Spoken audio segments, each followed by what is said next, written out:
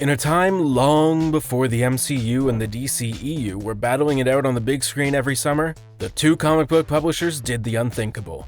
They worked together. After publishing an amazing run of comics that pitted the DC and Marvel universes against each other, they went beyond even that and combined the universes together. Observe. Let's look at the glory days of Amalgam Comics and their most powerful blended heroes. Who are you? I'm Batman. Some Amalgam comics are epic, some are wacky, and then there's one that would have made the best 70s action movie ever, Bullets and Bracelets. This comic showed the unlikely partnership between Diana Prince and the Punisher. In this universe, Storm was the one who took the mantle of Wonder Woman. She fell in love with Trevor Castle, a combination of Steve Trevor and Frank Castle. The two were a crime-fighting couple that were trying to save their kid from the scariest villain I could possibly think of. Thanoside. That's right, Darkseid and Thanos combined. I don't know about you, but I'd watch that movie. In the 90s, it was inevitable that the X-Men would play a major role in an event like this. At that point in time, the X characters were more popular than oxygen, so Scott Summers making an appearance in the Amalgam universe was inevitable. What isn't as obvious is the perfect hero to join with him. For that, they went with The Ray, a DC hero who had the ability to absorb and process light radiation. As of right now, the character is most known for his appearances in live action and animation in the Arrowverse. Ray Summers, otherwise known as Apollo, served in the JLX, or Justice League X-Men, but unlike Cyclops, he didn't serve as the team's leader. There were actually multiple takes on certain Amalgam characters. Daredevil, for example, was combined into two separate characters. The first was Dare, the Terminator who was a female combination of Matt Murdock and Slade Wilson. To me, the more interesting of Daredevil's amalgams was Deadevil. This combination of the tragic ghost hero Deadman and the tragic street-level hero Daredevil was a perfect blend in their individual angst. The man without fear became the man without life. While Dare had an entire comic devoted to her, the brief glimpse into the horrific life of the ghostly pale, horned dead man left much more of an impression. 20 Bucks says the first thing he did was haunt the Kingpin. There are some Marvel and DC characters that mirror each other perfectly. The robotic creation of the villain Dr. Moreau, Red Tornado, and the robotic creation of the villain Ultron, the Vision, were natural characters to get blended together. The Red Vision was created to fight against the Judgment League Avengers, but like the two characters he was inspired by, he ended up joining the team instead. He had a combination of both of their powers, but the air manipulating abilities of Red Tornado seemed to be his favorite. I can only assume that his Vision personality came out in the series of isolated adventures where he tried to have a family only to fail in the most devastating way possible. If controlling the air is Red Tornado's thing, family tragedy is Vision's. Sometimes the amalgam practically creates itself, so it should come as no surprise that Aquaman and the Submariner were combined into one hero who was even more successful than either of his inspirations. The Metamutant hero was a major player in the Amalgam universe, unlike either Arthur or Namor. The Aqua-Mariner was the leader of the JLX and seemed to be well respected among them. Not only that, but the combination of both heroes' features made him look like a brutal warrior. The art can often leave a bigger impression than the action can. In this case, Aqua-Mariner's features told the story of a hero whose life was shaped by tragedy and battle. Unfortunately, we'll never see more about either. In the 90s, Black Panther wasn't the pop culture sensation he is today. This was long before Chadwick Boseman would embody the King of Wakanda. So the amalgam version of Black Panther wasn't one who got a lot of attention. He was combined with the DC character Bronze Tiger, who is most known for taking Batman out with one kick, and the Arrowverse version played by the criminally underrated Michael Jai White. While the character kept the name Bronze Tiger, pretty much everything else was Black Panther. Combining all of T'Challa's skills with Bronze Tiger's ferocity means that the amalgam Bronze Tiger was likely a hero you didn't want to go up against. At this point in DC Comics, a new version Superboy was introduced when Superman was taken out by Doomsday. The new Superboy was very popular for his attitude and particularly 90s sense of style. Him combining with Spider-Man's clone Ben Reilly wasn't quite the leap that it would be today. Young scientist Peter Parker tried to create a clone of hero Super Soldier but was taken out in an explosion. The clone, Pete Ross, fought crime as Spider-Boy, using his gravity manipulation ability to do everything from fight crime to walk on walls. He wasn't nearly as strong as either hero that he was based on, but he certainly had their attitudes down.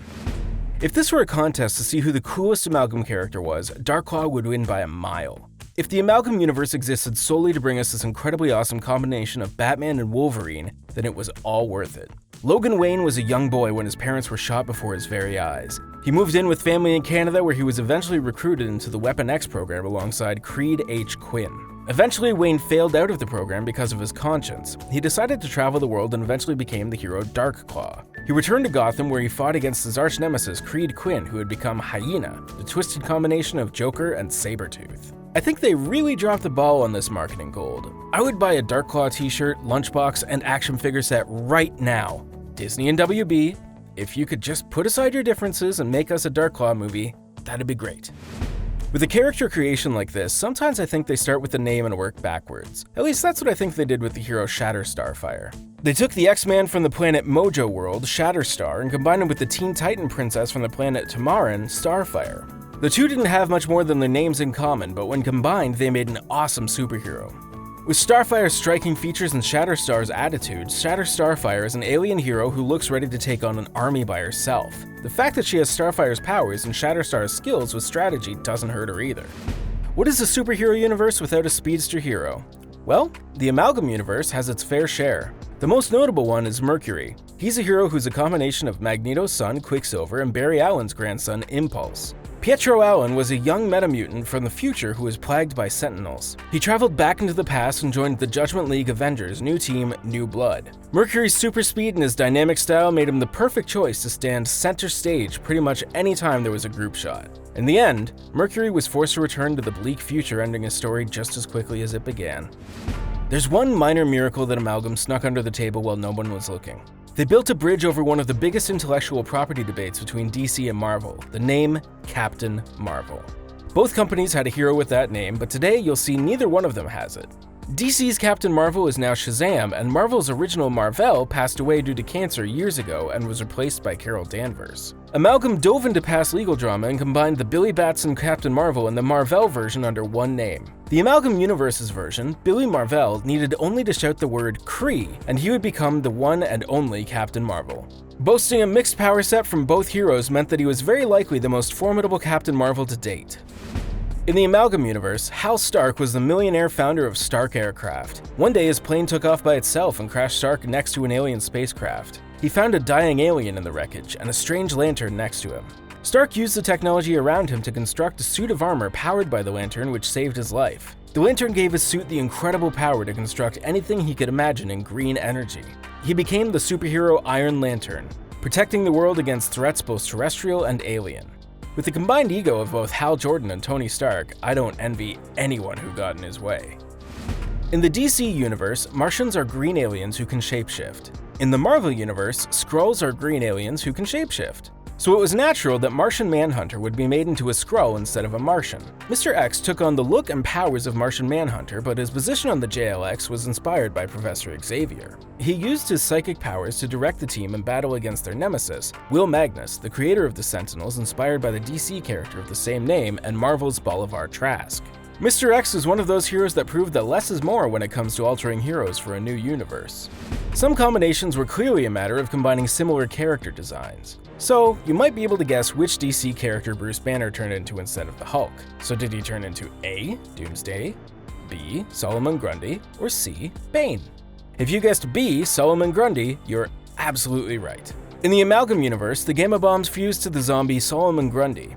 He possessed all of Grundy's impressive strength, but wasn't able to turn back into Banner as easily as he could with the Hulk. Instead, a magic spell had to be used to make him Banner again.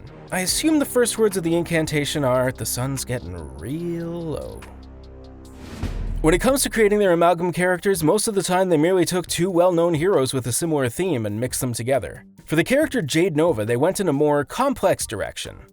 Current Green Lantern, Kyle Rayner, the original Green Lantern's daughter, Jade, and the Frankie Ray version of the Marvel hero Nova were all combined into a character who seemed wholly original. Frankie Rayner was able to use her green power ring to turn herself into a living green flame. She didn't have much to do in the series, but her style and unique abilities made her a dynamic character I wish we could have seen more of.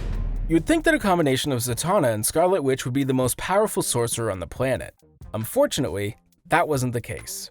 Wanda Zatara, aka the White Witch, served their version of the Sorcerer Supreme. She showed off her seductive abilities and hinted at the powerful magic she had control over, but we never got to see too much. If the Amalgam universe came out in a post-WandaVision world, it's likely that the White Witch would have been a much bigger deal. Wanda's House of M storyline could have served as a way to break the Amalgam universe back into Marvel and DC. In the DC vs. Marvel comic series that set up the Amalgam universe, Storm and Wonder Woman had one of the best showdowns. After Wonder Woman lifted Thor's armor, she was prepared to completely obliterate Storm. Instead, she realized that this wouldn't be fair and let the hammer go.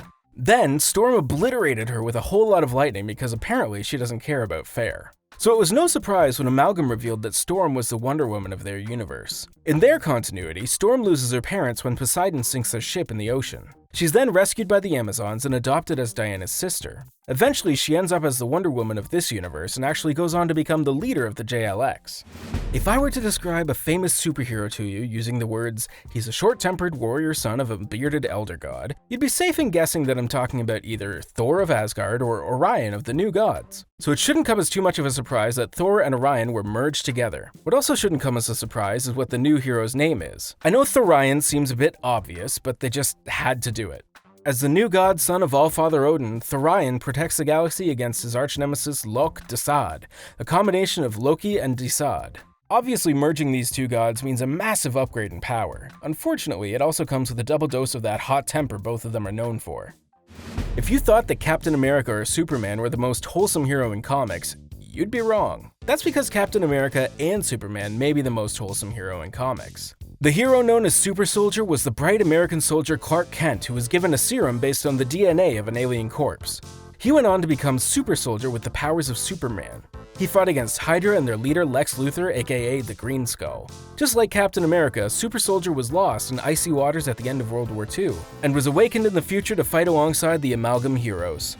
There are obvious Amalgam characters, and then there are bizarre Amalgam characters that are proof that a ton of imagination was behind each and every one of their characters. Speed Demon is a great example of this. The unholy combination of the Barry Allen Flash and the Johnny Blaze Ghost Rider is a piece of genius that is a fantastic showing of the entire experiment's strengths. Blaze Allen was a performer who sold his soul in order to gain demonic super speed. One can imagine that with access to the Speed Force and Ghost Rider's widespread power set, that Speed Demon was one of the most formidable anti-heroes of the world. There's probably no Amalgam character more interesting or mysterious than Dr. Strangefate. At first glance, you'd think you get it. This is Doctor Strange, the Sorcerer Supreme, wielding the Helmet of Fate to become Dr. Fate as well. Only, it's not so simple. While it's made clear that Strangefate possesses powers from both heroes, he's not actually really either one of them. Instead, it's revealed that the good doctor is none other than Professor X himself. He was the one who discovered that the Amalgam universe was going to be destroyed to save the DC and Marvel ones. He managed to escape the destruction inside Stephen Strange's mind. Eventually, he was discovered, and Strange created the Pocket Universe so that the Amalgam heroes could live on. So with all the powers of those three, it's no wonder he was the hero to save the Amalgam universe. The Amalgam creators were clearly like kids in a candy store, eager to see which combination of Skittles and M&Ms worked best together. One of their creations that shows just how deep their fandoms went was Uatu The Guardian. The combination of Uatu the Watcher and the Guardians of Oa from the Green Lantern comics is a perfect choice. Both are aliens with giant heads and a detached view of life in general. The universe also featured a combination of Galactus and Brainiac in Galactiac that was equally brilliant. It's a shame that we never got to see those two powerhouses interact with one another. It would have been something epic for sure. Firebird is the fascinating combination of the Phoenix and DC's Fire. Truly though, the Amalgam character takes more after Phoenix's story than Fire's. Just like the Dark Phoenix saga, an evil persona known as Dark Firebird was just underneath the surface. As it was with Jean Grey, Beatrice Grey was just as much of a threat to herself and her friends as she was a hero. If you haven't heard of the Black Racer from DC Comics, let me explain him in the simplest terms I can. He is a personification of death itself who flies around on skis, for some reason. Marvel's Silver Surfer is a similar cosmic being who flies around on the surfboard, for some reason.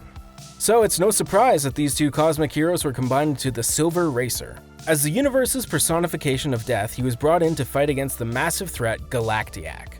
It's kind of ironic that the Silver Surfer, who lives every day in guilt over the planets he helped Galactus destroy, became Death himself. Somehow I don't think he'd appreciate it. The Spectre is arguably the most powerful, or at least one of the most powerful, characters in DC Comics. As the avatar of one of the highest powers of the universe, the Spectre is an undying spirit of vengeance that takes a host and dispenses justice where it sees fit. In contrast, the Marvel character Nightmare is the ruler of the Dream Dimension and serves as one of the Fear Lords. So it is a truly horrifying concept to combine the two into one character. The Night Spectre, combining Nightmare's vicious nature with the Spectre's limitless power, likely made him into a spirit of vengeance that took more pleasure in torturing the guilty. I'm not sure if that makes him an anti-hero or a true villain. Also, I'm not sure I want to know.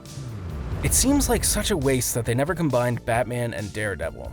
Matt Murdock is already a superhero who fights with echolocation, and he's technically more Batman than Batman is.